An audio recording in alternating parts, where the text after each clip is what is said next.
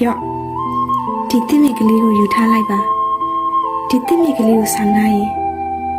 ဝေဖိုးနေရာကိုတခဏချင်းပြန်ရောက်သွားမှာပါအမျိုးသမီးကတစ်မြစ်ကလေးတစ်ပိုင်းကိုလမ်းပေးလိုက်ရင်ဝေဖိုးစောလို့ကိုပြောပြနေပါတယ်ကျေးဇူးပဲတင်းမူဝေဖိုးပြန်လိုက်ပါဦးမယ်နော်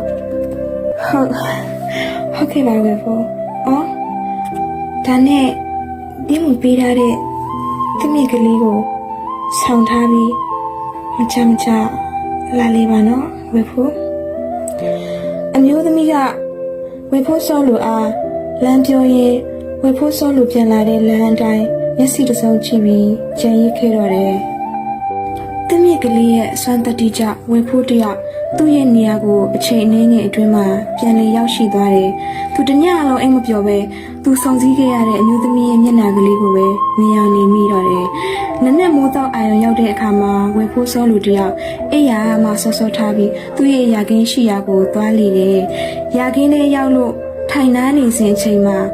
သူမွေးရနံတစ်ခုကိုရှူရှိုက်လိုက်ရတယ်အဲ့ဒီမွေးရနံကြောင့်သူ့ရဲ့ရင်ထဲမှာ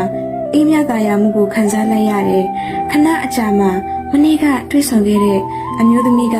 ယာကင်းအနီးမှာစပင်ဖားရချပြီးရက်နေတာဝေဖိုးစောလူကိုဖြူစင်တဲ့နှလုံးသားနဲ့ကျုံပြနေလေရဲ့အဲ့ဒီခါမှာဝေဖိုးစောလူတယောက်ဝမ်းပန်းတတာနဲ့အမျိုးသမီးရှိရာကိုချင်းကပ်ပြီးလက်ကလေးကိုဆွဲကင်ဖို့ဟန်ပြင်လိုက်တယ်။အိုးဝေဖိုးတတိလည်းထားပါဦး။ဒီမူသားကိုမထိပါနဲ့သစ္စာရှိတာနေပါတနည်းဝေဖိုးလူအင်ဆန်ကအတိုင်းဖြစ်ရစီမယ်။အော်ဒါနဲ့ညတော့တညလုံးဝေဖိုးဒီမူမျက်နှာကိုမြင်အောင်နေပြီးအိမ်မရဘူးမဟုတ်လားဒီမူဒါကိုသိလို့ဝေဖိုးတယောက်အချက်တော့ကမြင်ငိမ့်တော့အောင်ခုလို့ကိုယ်အောင်လာပြတာပါ